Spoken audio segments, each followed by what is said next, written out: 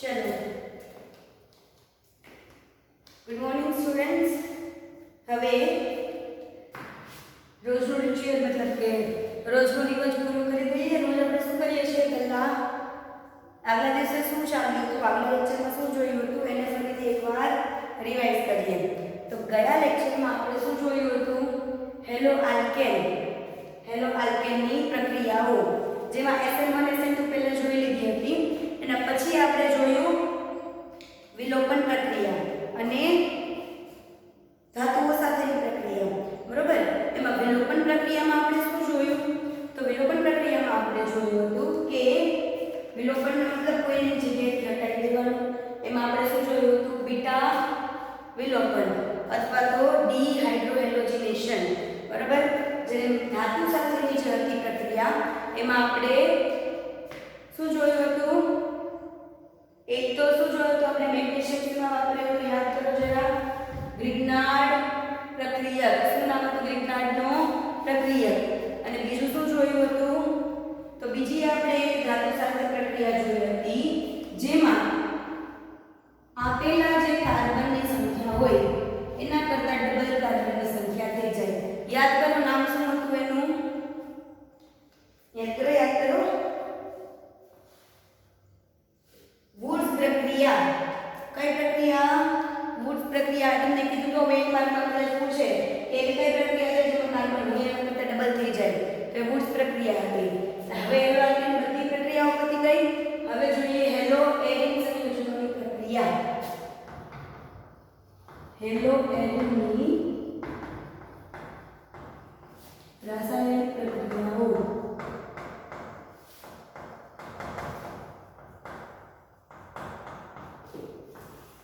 હવે hello arene કઈ કઈ રાસાયણિક પ્રક્રિયા આપે?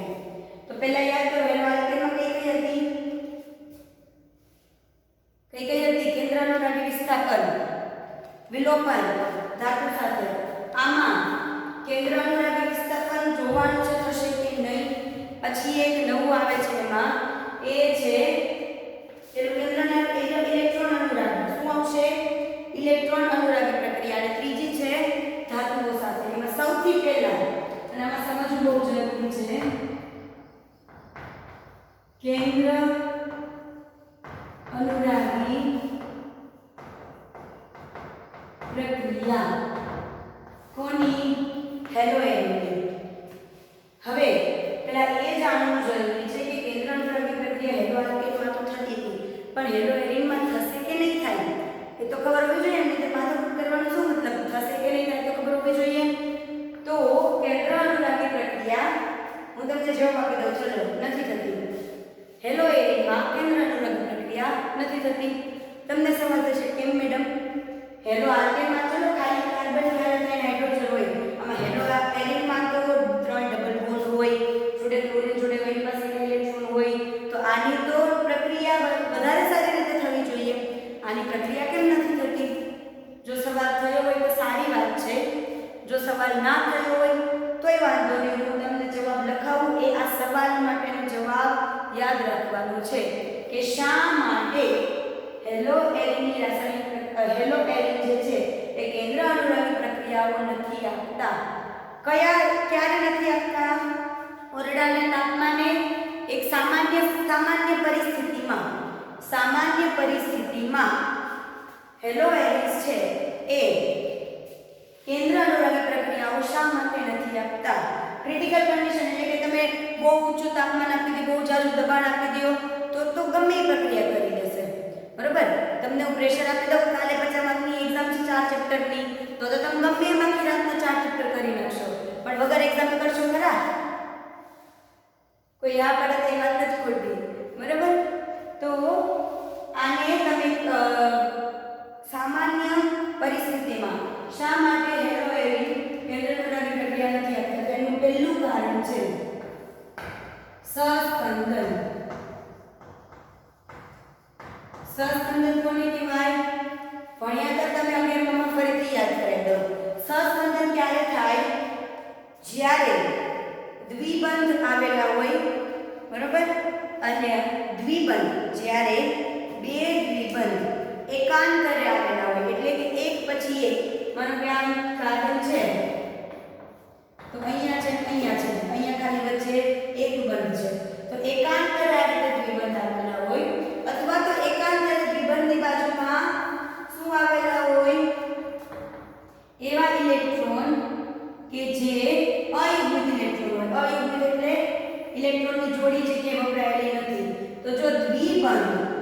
સાથે એકાંતરે અથવા તો બીજો દ્વિબંધ આવેલો હોય અથવા તો એની સાથે એકાંતરે શું આવેલું હોય અયુગ્મિત ઇલેક્ટ્રોનની જોડી તો એ બંને વચ્ચે સહસ્પંદન થશે. કઈ રીતે થાય સહસ્પંદન? આપણે શેમાં જોવાનું છે? હેલો એરિનમાં. હેલો એરિનનું એક સંયોજન લઈ લો. માનો કે મેં સંયોજન લઈ લીધું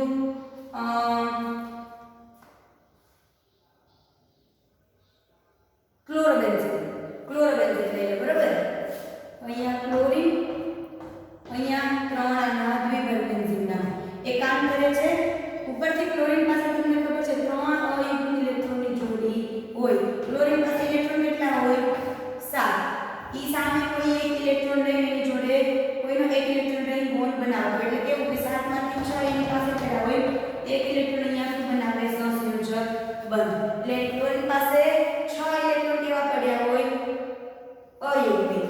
બરાબર? તો હવે આ જે આપણો દ્વિબંધ છે એની સાથે આ જે અયુગ્મિત ઇલેક્ટ્રોનની જોડી છે આ અથવા કોઈ પણ જોડી એકાંતરે આવેલી છે. હા, તો બેન્ઝીન જે આપણું છે એ તો જો સમજી લો સહસ્પંદન આપે જ છે. આપણે તો ક્લોરીન સહસ્પંદનનો ભાગ બને છે કે નહીં જોવાનું છે. બરાબર? હવે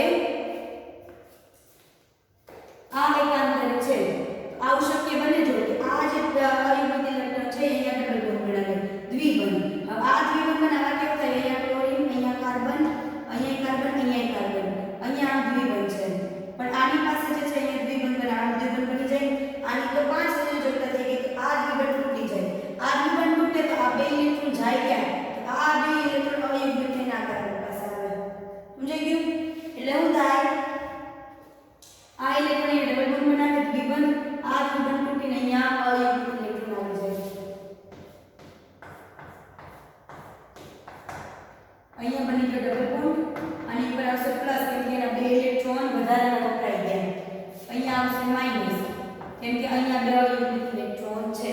હવે આ દ્વિબંધ અહીંયા બન્યું છે. આ બે ઇલેક્ટ્રોન અહીંયા જે દ્વિબંધ બનાવે તો આ અયુગ્મિત ઇલેક્ટ્રોન આની પાસે આવી જાય. હકીકતમાં કેવું થાય ખબર છે? અહીંયા કાર્બન છે, આની પાસે અહીંયા માઈનસ, અહીંયા કાર્બન, અહીંયા દ્વિબંધ છે. હકીકતમાં આ દ્વિબંધ અહીંયા દ્વિબંધ બનાવી દે. આ અયુગ્મિત ઇલેક્ટ્રોન અહીંયા દ્વિબંધ બનાવી દે અને આ જે દ્વિબંધ છે એ તૂટી જાય. આની સંયોજકતા છે એને જાળવવા માટે તો આની પાસે આ બે ઇલેક્ટ્રોન હતા કે આની પાસે અહીંયા માઈનસ બને એટલે આ અહીંયા બોન્ડ બનાવે અને અહીંયા બે લઈ આની પાસે આવી જાય. સમજાય? એટલે શું થશે? આવું થાય.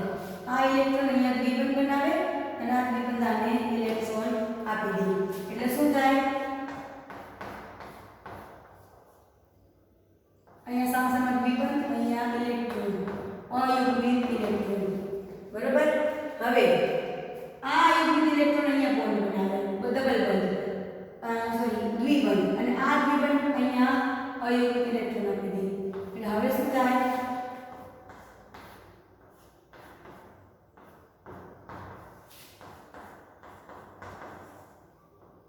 બરોબર? હવે આ અયુગ્મિત ઇલેક્ટ્રોન ફરીથી અહીંયા શું કરી દેશે? દ્વિબંધ બનાવશે. આ દ્વિબંધ તૂટીને અયુગ્મિત ઇલેક્ટ્રોન પાછા ક્લોરીનના હતા એને મળી ગયા. ફરીથી શું થઈ ગયું? આની ઉપર હતા એના 3 અયુગ્મિત ઇલેક્ટ્રોનની જોડી અને અહીંયા આ તો બેન્ઝીનનું તમને ખબર છે સહસ્પંદન કઈ રીતે થાય? આ 3 દ્વિબંધ આ રીતે હોય તો ઈ આ રીતે બની જાય. એટલે જ આપણે બેન્ઝીનને આમ શું બનાવીએ? બધાને વચ્ચે ચકડવું. આ ચકડવું એક્ચ્યુઅલી વચ્ચે કોઈ ચકડવું નથી. શું છે? આ જે દ્વિબંધ છે ગોળ ગોળ ગોળ દ્વિબંધના ઇલેક્ટ્રોન અંદર આ રીતે ગોળ ગોળ ફરે. આનો અહીંયા આવે, આનો અહીંયા આવે, આનો અહીંયા આવે, પાછો આનો અહીંયા આવે, આનો અહીંયા આવે, આનો અહીંયા આવે. આ રીતે અલગ અલગ ફરીથી ઇલેક્ટ્રોનની ગોઠવણી ફેરબદલ થતી રહેતી હોય. તો તમને ખબર છે બેન્ઝીનને તોડવું શક્ય છે નહીં કેમ કે એમાં ઇલેક્ટ્રોનનું સહસ્પંદન છે એટલે એને તોડવું શક્ય નથી સામાન્ય રીતે. તો તમે જોવો તો આ 3 સહસ્પંદન જોવો. આ 3 સહસ્પંદનમાં શું થાય છે? આપણો ક્લોરીન છે એ આંશિક રીતે દ્વિબંધ બનાવે છે સહસ્પંદન વખતે. તો ક્લોરીન એ દ્વિબંધનો ભાગ બની જાય છે. ક્લોરીન એ સહસ્પંદનનો ભાગ બની જાય છે. તો હવે આ ક્લોરીનને આમાંથી ભાગ કરવો સહેલો છે? નથી, જરાય સહેલો નથી કારણ કે આંશિક રીતે દ્વિબંધ બનાવે છે અને સહસ્પંદનનો ભાગ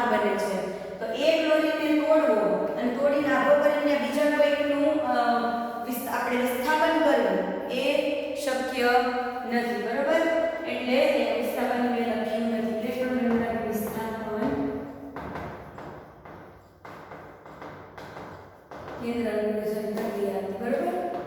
તો પહેલું આપણને ખબર પડી કે કારણ શું છે સહસ્પંદન. હવે બીજું કારણ જોઈએ. બીજા કારણમાં શું છે? તો બીજું કારણ આપણી પાસે છે એનું કાર્બન અને હેલોજન નું સંક્રમણ. કયું સંક્રમણ ધરાવે છે? હેલો આલ્કેન કયું સંક્રમણ ધરાવે? હેલો આલ્કેન છે તે અહીંયા કાર્બન માનો કે હાઇડ્રોજન Cl. તો આ કેવું સહસ્પંદન થશે? કેવું સંક્રમણ ધરાવે? sp3.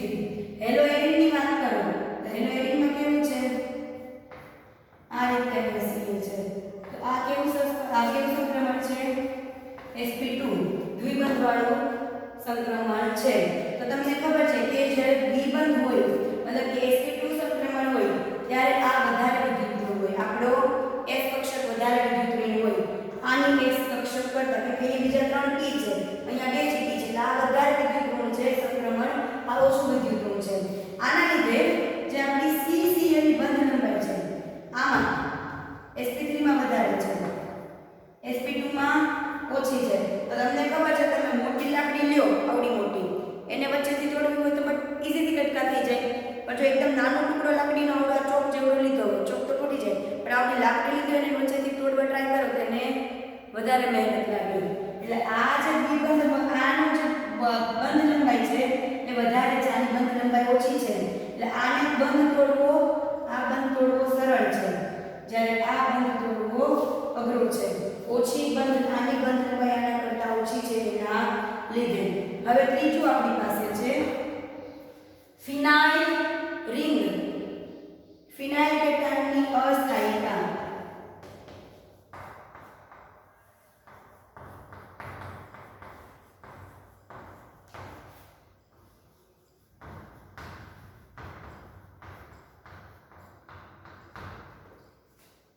ફિનાઇલ કેટાયનની અસ્થાયીતા એટલે ફિનાઇલ કેટાયનની અસ્થાયીતા તમે કોને કહેશો?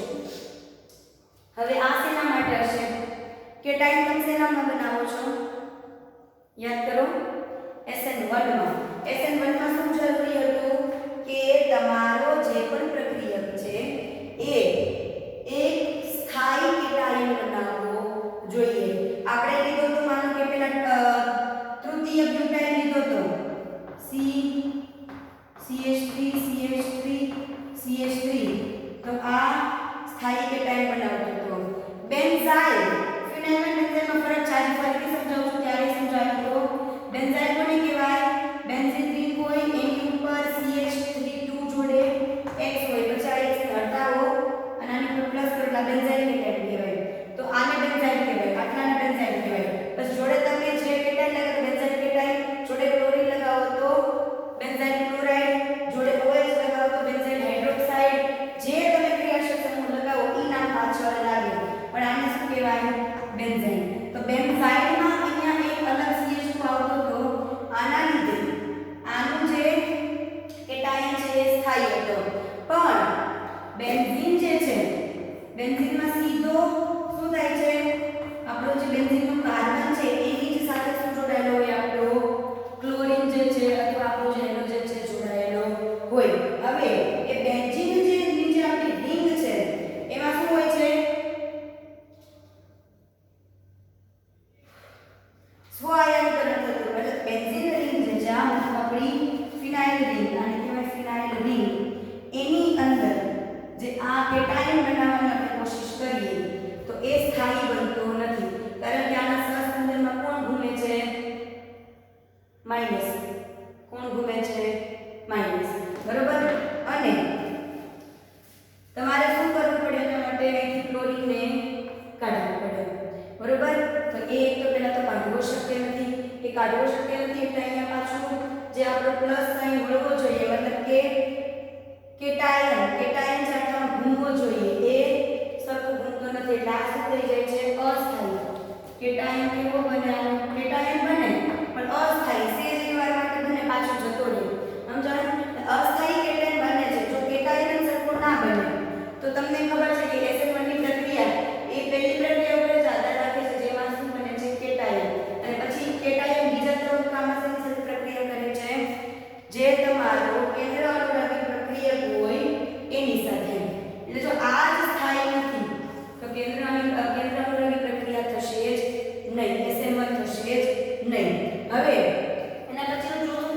પ્રક્રિયા તો ચોથું કારણ છે એવું કહે છે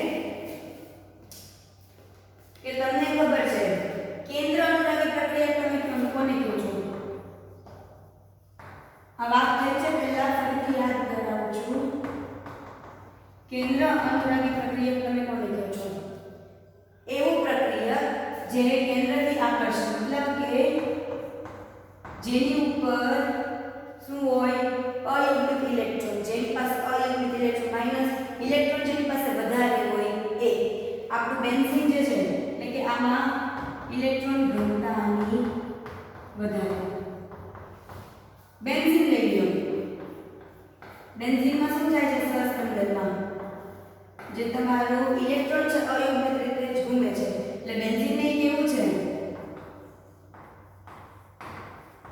ઇલેક્ટ્રોન ઘનતા વધારે. હવે જો બેની ઇલેક્ટ્રોન ઘનતા વધારે છે અહીંયા માઈનસ છે ના માઈનસ છે ના અહીંયા આવું છે તો આવશે નહીં આવે. કઈ રીતે આવશે? એટલે આની ઇલેક્ટ્રોન ઘનતા વધારે આની ઇલેક્ટ્રોન ઘનતા વધારે તો બે વચ્ચે શું થશે અપાકર્ષણ. આકર્ષણ તો ત્યારે થાય જ્યારે એકની ઇલેક્ટ્રોન ઘનતા વધારે છે એકની ઓછી છે તો આ એની ઇલેક્ટ્રોન ઘનતા આની આને થોડી ભાગ પાડે આની આને જોડે એટલે ઝડપથી જોડાઈ જાય. આમાં તો એવું શક્ય જ નથી કેમ કે બે ઇલેક્ટ્રોન ઘનતા વધારે છે એકની ઓછી એકની વધારે છે જ નહીં બરોબર. તો આમાં આ બંનેનું જોડાવું શક્ય નથી. તો આ ચાર કારણ છે. શેના કારણ છે? સામાન્ય પરિસ્થિતિમાં. ફરીથી સાંભળજો. સામાન્ય પરિસ્થિતિમાં કેન્દ્ર અનુરાગી વિસ્થાપન પ્રક્રિયા હેલોએરીમાં થતી નથી. પણ અમુક એવી તમે સિચ્યુએશન એટલે કે અમુક તમે એવી પરિસ્થિતિ ઊભી કરો તો આ પ્રક્રિયા શક્ય બને છે. એવી પરિસ્થિતિ માનો કે મેં લીધું છે ક્લોરોબેન્ઝીન બરોબર. ક્લોરોબેન્ઝીન લીધું છે.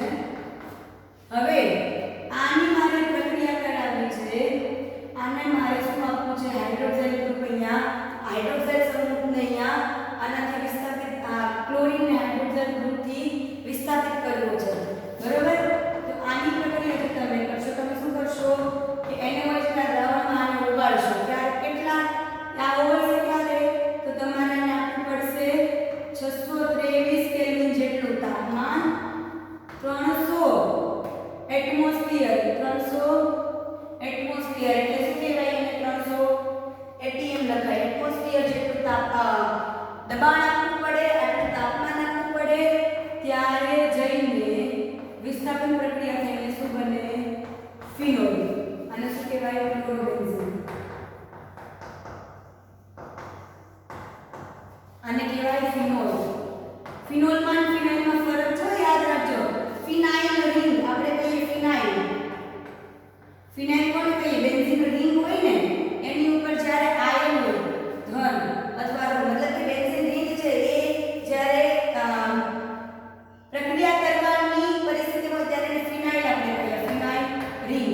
અને ફિનોલ એટલે બેન્ઝીન રિંગની ઉપર OH હોય એટલે કહેવાય ફિનોલ. ઓકે આનો ભૂલતા. તો શું જોયું આપણે કે ક્લોરોબેન્ઝીનને આપણે એક હદ કરતા વધારે 623 કેલ્વિન તાપમાને 300 એટમોસ્ફિયર દબાણ આપ્યું ત્યારે એમાં વિસ્થાપન શક્ય બન્યું. હવે આવતા લેક્ચરમાં આપણે શું જોઈશું કે આની આ વિસ્થાપન પ્રક્રિયા બેન્ઝીન રિંગમાં હું એવા તો કયા બીજા સ્થાન ઉપર કઈ એવા સમૂહ મૂકું કે જેનાથી આ તાપમાન નીચું આવી જાય તો આ પ્રક્રિયા શક્ય બને બરોબર. એવા તો કયા બેન્ઝીન રિંગમાં બીજા અલગ અલગ આપણે સમૂહ જોડીએ કે જેનાથી જ્યારે આ પ્રક્રિયા છે એ સરળ બની જાય અને ધીરે ધીરે સામાન્ય પરિસ્થિતિમાં શક્ય બની જાય. તો એ હવે જોઈશું આપણે આવતા લેક્ચરમાં. હોમવર્ક યાદ રાખતા રહેજો. રોજ જે લેક્ચર જોવો જે તમે જોવો છો એ દરેક લેક્ચરને તમારે